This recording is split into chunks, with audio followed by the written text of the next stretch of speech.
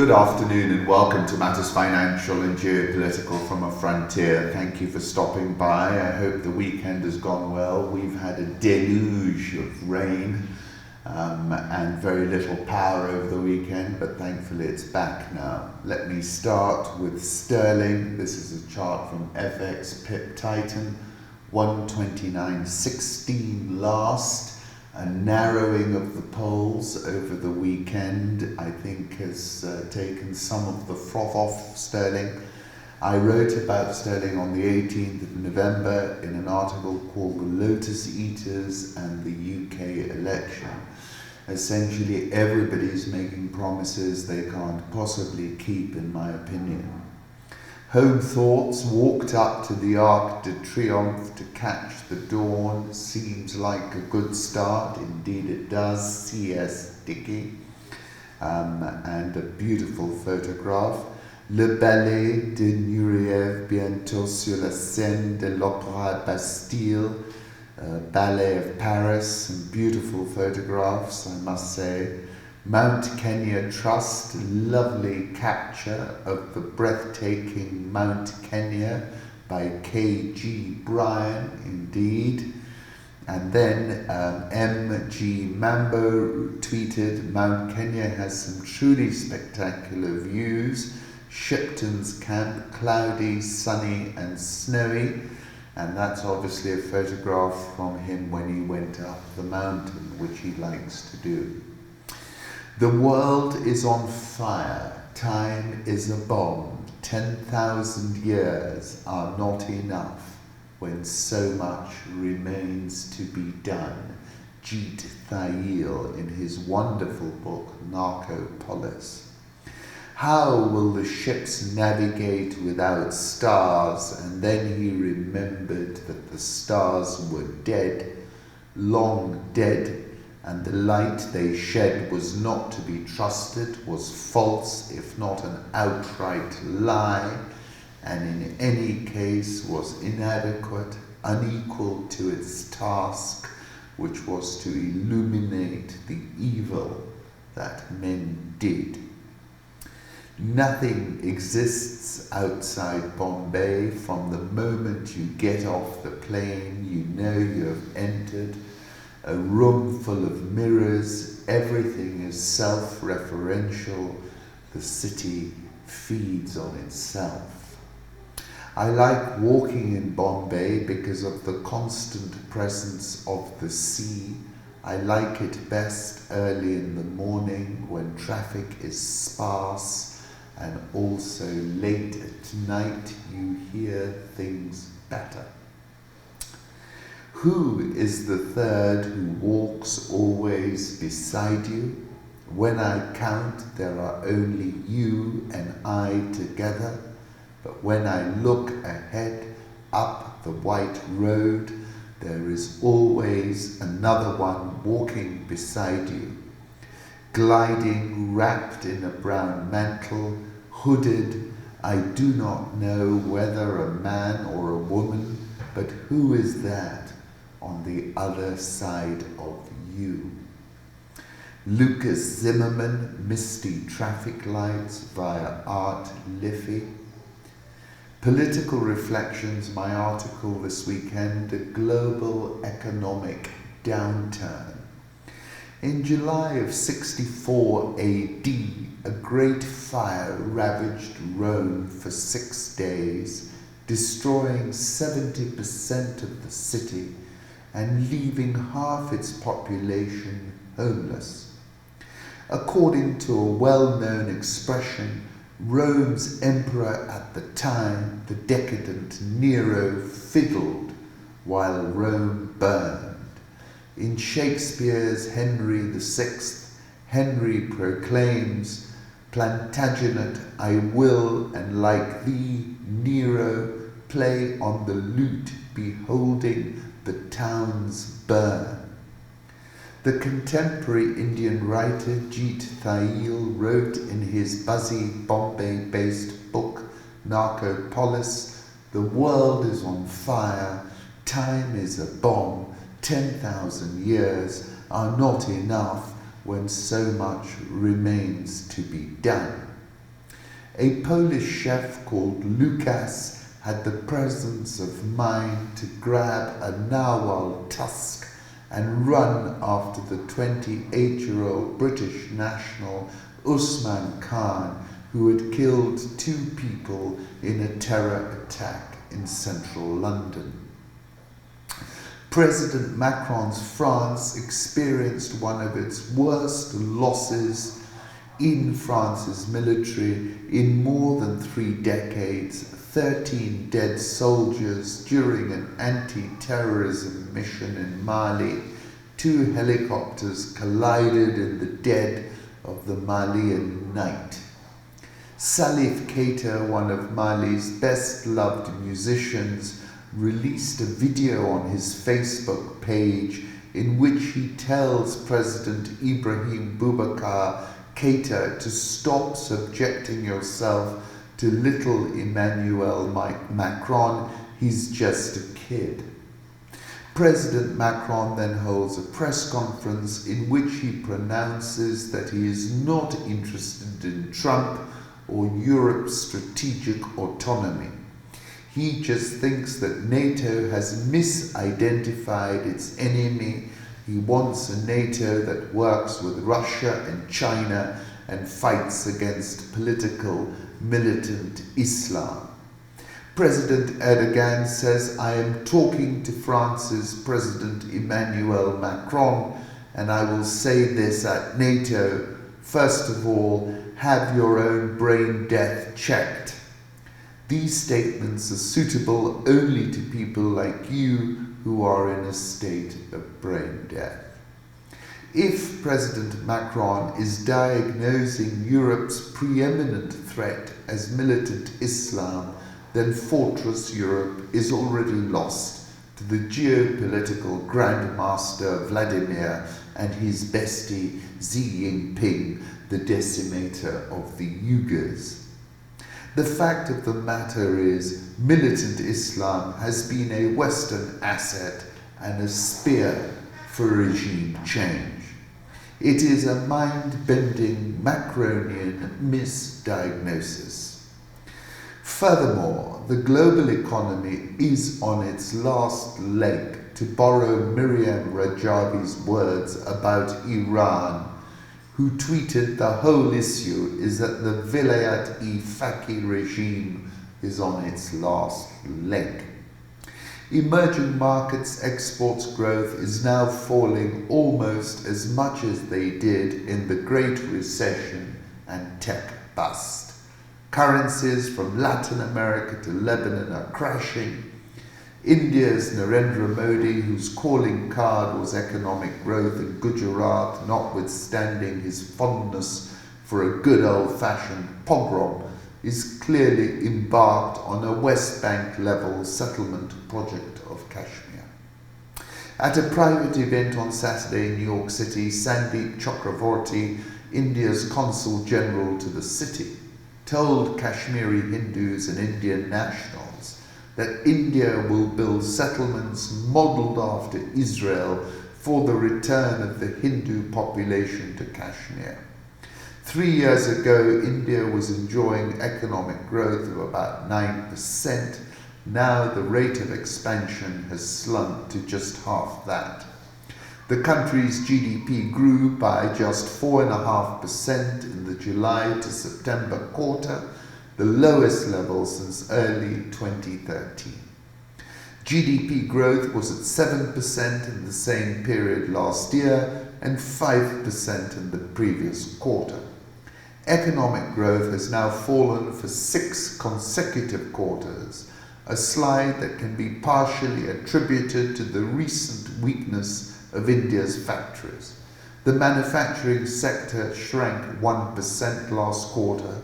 That growth for agriculture was more than cut in half. The GDP figure is the weakest recorded under Prime Minister Modi, who first swept to power 5 years ago, promising to take India's economy to new heights and create millions of jobs every year. The politics of ethnocratic nationalism are a bust. There is no abracadabra, And the global economy feels like that moment when everyone was dancing in the ballroom on the Titanic just before the iceberg hit. This is a bust of Nero at the Museo Capitoloni in Rome. This is a photograph of the brave chef Lukasz on Saturday, fighting off a terrorist with a huge 5-foot narwhal horn from the sun. It was a Tiger helicopter and a Cougar helicopter that collided while providing backup to ground forces who were tracking Islamist militants in Mali. Here you see a couple walking amid fallen leaves of chinar trees in a garden on an autumn day in Srinagar. There is a short link from Frontline PBS, Donald Trump and the snake. The man who killed 2 people in a terror attack in central London has been named as 28-year-old British national Usman Khan, was released from prison on license last year after serving 8 years in jail for his part in another terror plot. A group of 9 people jailed in 2012 for plotting to bomb the London Stock Exchange and start a terrorist training camp in Pakistan-controlled Kashmir. Khan was sentenced to an indeterminate period in prison with a minimum of 8 years to be served. He was wearing a tracking device after his release. On Friday, he was reportedly invited to attend a prison education conference being run by Cambridge University criminology experts at London's Fishmongers Hall. He reportedly began stabbing people inside the historic building. The Learning Together conference was to have brought together academics, criminal justice campaigners, and others. Barrister Secret tweeted a really interesting analysis, 10 things you should know about the London Bridge attacker and early release, and concluded, as this is likely to run today, forgive me if I repeat this, in 2019 no terrorist sentenced to a term of imprisonment is subject to automatic early release. The Prime Minister's attempts to suggest that we had the same system as applied at the time of Usman Khan's sentence and that he is the man to fix it are dishonest, cynical, and exploitative. The Times has named the man who grabbed a narwhal tusk and ran at the terrorist as Lukasz, a chef from Poland who worked in the Fishmonger Hall's kitchen. I take you back to an article I wrote on the 29th of April 2013 about the Brothers Tsarnaev and the long tail. I said there are more than 7 billion of us in this 21st century world of ours. The long tail in a population of 7 billion is not an insignificant absolute number. In statistics, a long tail of some distributions of numbers is the portion of the distribution having a large number of occurrences far from the head or central part of the distribution.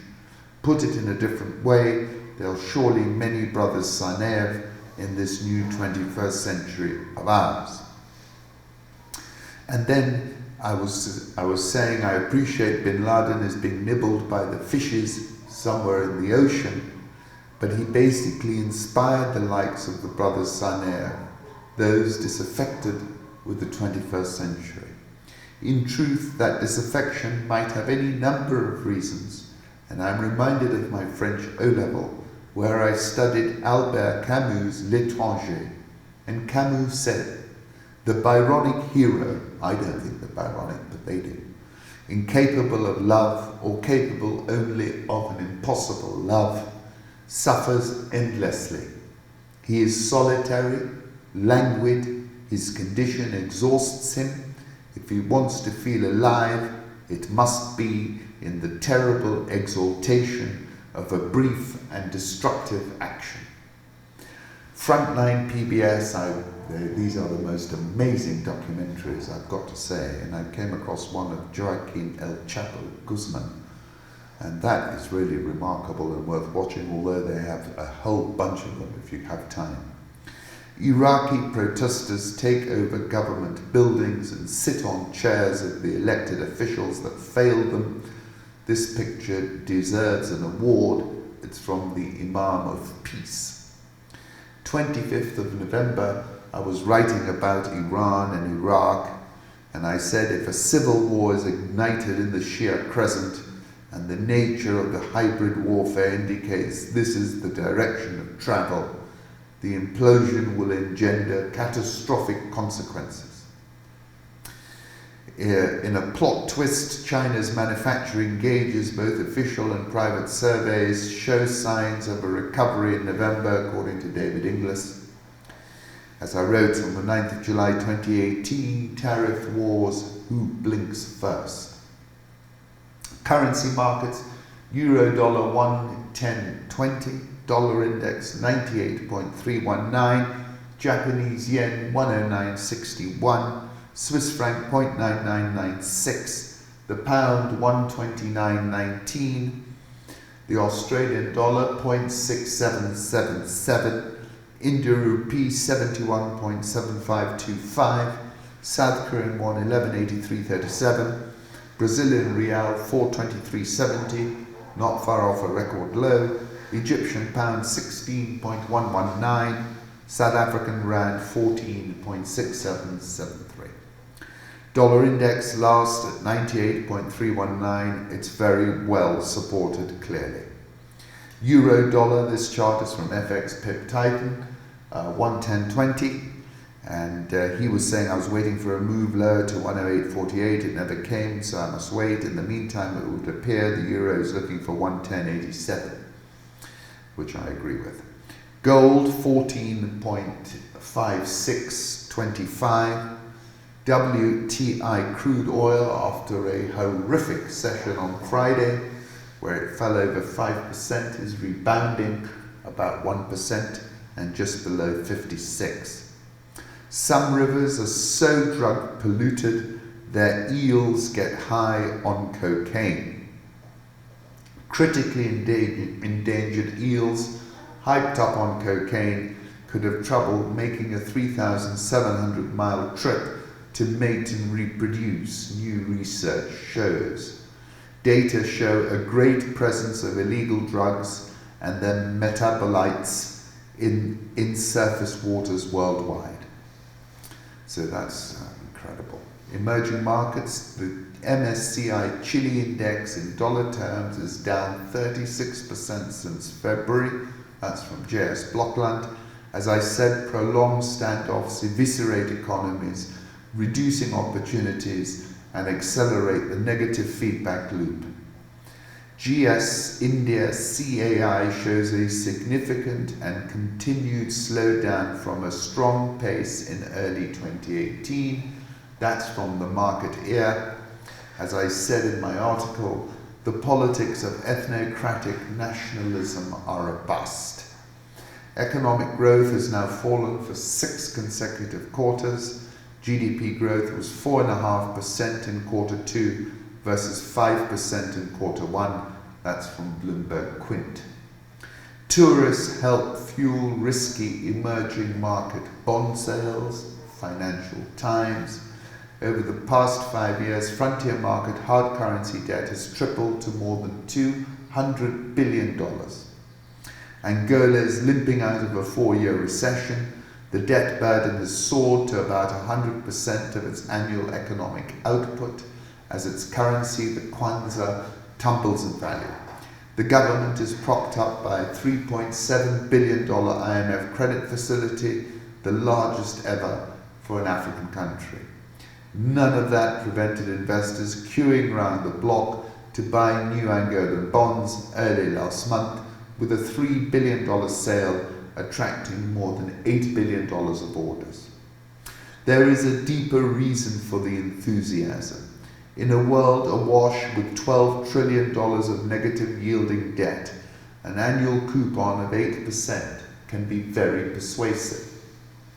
As one emerging market fund manager put it recently, the dirty secret of EM investing is you just buy the bonds with the highest yields. The pool of countries able to access capital markets has widened, with Uzbekistan and Benin making debut bond sales this year. Others, such as Angola, are becoming semi-regular issuers. As the IMF said, there can be too much of a good thing. Countries that don't put the money to good use may have trouble servicing their loans and find themselves at risk of default.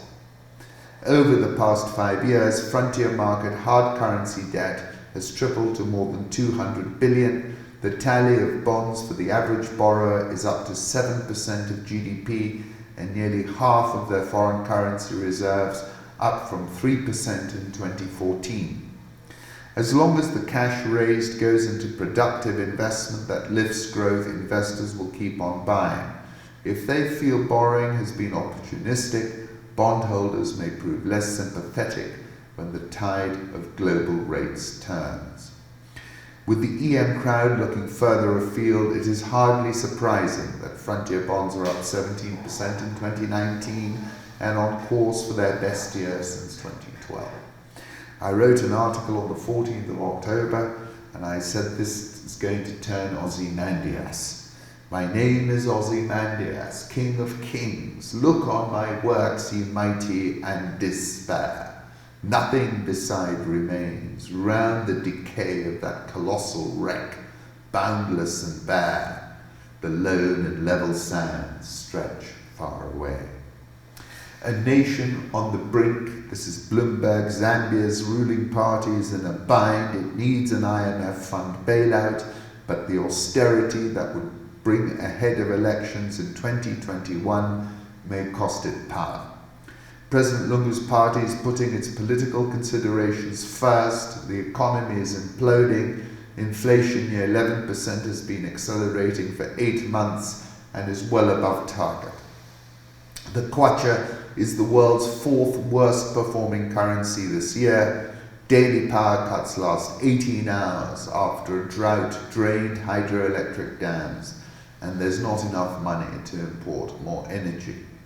The IMF issued a curt statement last week. Economic performance is likely to be the lowest in more than 2 decades, and urgent budget adjustments are needed, it said. There isn't a likelihood of an IMF program anytime soon. To me, that implies the government is not willing to put forward the policy reforms needed to correct the fiscal path, said Yvonne Mahango from Renaissance Capital. It doesn't look like they will be able to pull themselves back from the brink. Lungu, who plans to contest the next election, says the government will manage its debt and curb any further accumulation. For some Zambians, it's just like 2015, a year of rampant inflation and drought, but it isn't. Back then, reserves were at a record $3.9 billion, and the nation could spend more than $1 billion on fuel and electricity imports and supporting the currency. Now the coffers are empty. It's a gamble that may not pay off if the government runs out of money and defaults on its external debt. So we've got a very tricky situation there. The resultant chaos may lose it the election anyway. 14th of October, I said the canary in the coal mine is Zambia, but I've been saying it for a while now. This has been an accident waiting to happen. Russian mercenaries regroup after setback in Mozambique. This is a report which we've spoken about before, but Jeffrey York and the Globe and Mail has picked up on it. Russians landed in northern Mozambique in late September to fight the local insurgents. They brought a sophisticated array of high-tech military tools, including drones and data analytics. Russian private military contractors have gone into a strategic retreat as they seek a new operational plan. The insurgency is believed to be linked to Islamist forces, including some fighters who may have crossed borders from East Africa. The Russians naively thought that technology, drones, analytics, and experience in Syria and elsewhere would mean that this is a pretty easy operation for them. Mr. Vines said they've been rather shocked, they're finding it difficult, they've done a strategic retreat to rethink their operational plan. I wrote about Russia's involvement in Africa in an article called From Russia with Love at the end of October. Our Africa agenda is positive and future-oriented. We do not ally with someone against someone else, and we strongly oppose any geopolitical games involving Africa, said Putin. Russia's political technologists have reportedly devised bespoke solutions for confronting incipient and ongoing colour revolutions. Its private military contractors have supposedly done the same when it comes to ending insurgencies. Angolans feel let down 2 years into the new presidency. Angolan leader João Lourenço is treading a difficult course between continuity and radical reform. To loosen that stranglehold, Lourenço relies on continued support from the MPLA, and so he cannot openly antagonize all these different interests at once, but rather has to advance very cautiously. He came into power saying, improve what is good, change what is bad. The MPLA won the elections with 61% of the vote, a result that was contested by the opposition. Shortly after his swearing in, Lourenço surprised everyone, including his critics, when he started using the almost absolute constitutional powers of a president to unleash a dizzying flurry of dismissals that swept away many old Dos Santos allies. Most prominently, he removed Dos Santos's children from most of their positions of economic influence. He even allowed criminal investigations into their dealings to be launched. Doubts about his commitment to rooting out corruption have been voiced in light of his handling of former Vice President Manuel Vicente, who faced corruption charges in Portugal. Lourenço negotiated with the Portuguese judicial authorities that he be tried in Angola under his country's laws, but once the case was transferred to Angola, the country's Attorney General declared that as a former Vice President, Vicente enjoyed immunity from prosecution. Vicente went on to become Lourenço's advisor for the oil sector, a low-profile but highly influential position. Similarly, in a major corruption case involving the sovereign wealth funds, the former president's son, José Filomeno Zenu dos Santos, and his partner Jean-Claude Bastos were set free. That was after the alleged recovery of the embezzled assets, raising questions about impunity for the political elites. I think the IMF facility, the devaluation of the Kwanza, are the correct policies, but he has to disgorge some of the Dos Santos wealth. Historically, Lesotho's farmers sold their wool and mohair to a broker next door South Africa, but the government ordered a local broker for the purpose, which led to protests. And here you see this in this short video, Lesotho MPs exchanging blows in the House 2 days ago. President Museveni held a fruitful meeting with the Chief Executive Officer and Chairman of Total, Patrick Pouyon.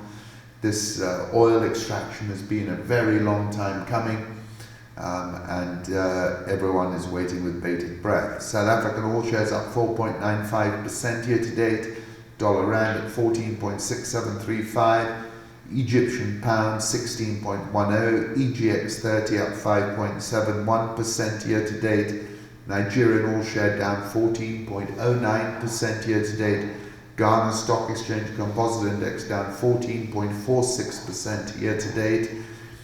Al Jazeera, with others, has delivered a very hard-hitting report, Corruption in Namibia's Fishing Industry Unveiled.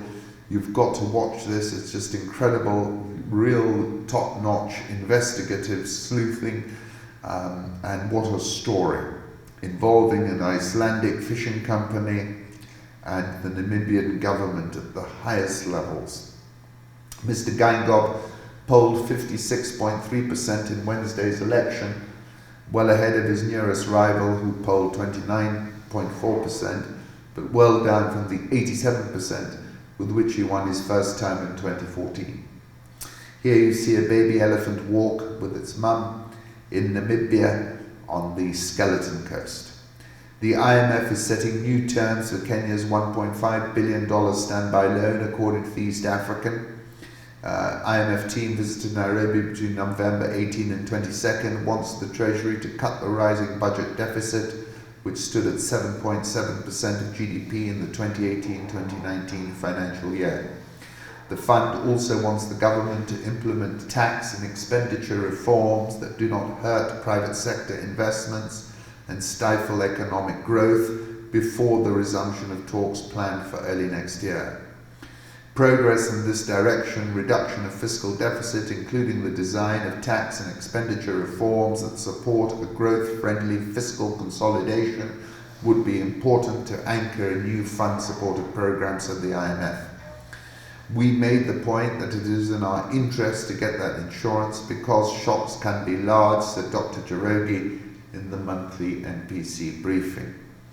The IMF had their own press release number 19/429, and they're saying another mission is planned in early 2020 to hold discussions on a new precautionary standby arrangement and undertake the Article 4 consultation discussions.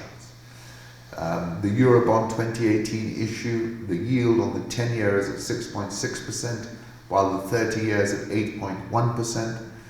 The 2019 issues yield on the 7-year Eurobonds at 6.2%, while the 12-year is at 7.3%. T-bill yields have been climbing, 91 days at 7.1%, 182-day at 8.2%, and the 364-day at 9.8%. The National Treasury issued a 21.7 billion shilling tap sale for its April 2019 issue, with a coupon rate of 12.3% for budgetary support. The tap sale was undersubscribed. So we're seeing undersubscriptions all around the place. Kenya M3 money supply growth accelerated 1.27% in September. Private sector credit growth slowed to 6.86% compared to 7.31% in the previous month, according to Money Academy. Nairobi All Shares up 12.46% year to date. NSE20 is down 7.59% year to date. NSE trades at a P ratio of 12 and a dividend yield of 6. Mike Sonko, the Nairobi governor, put out 2 tweets. This first one was about the rain. This is from Sam_Nakone. And the second one is what he does with himself when the work for the day is done. Well worth watching and very surreal. Standard Group issued a profits warning statement for the full year 2019, citing lower spending by SMEs due to slow economic activity. But as it looks increasingly like the loss of gaming advertising has been the biggest hit. Standard Kenya share price data is there, trades on a P ratio of 10.788. Thank you for stopping by.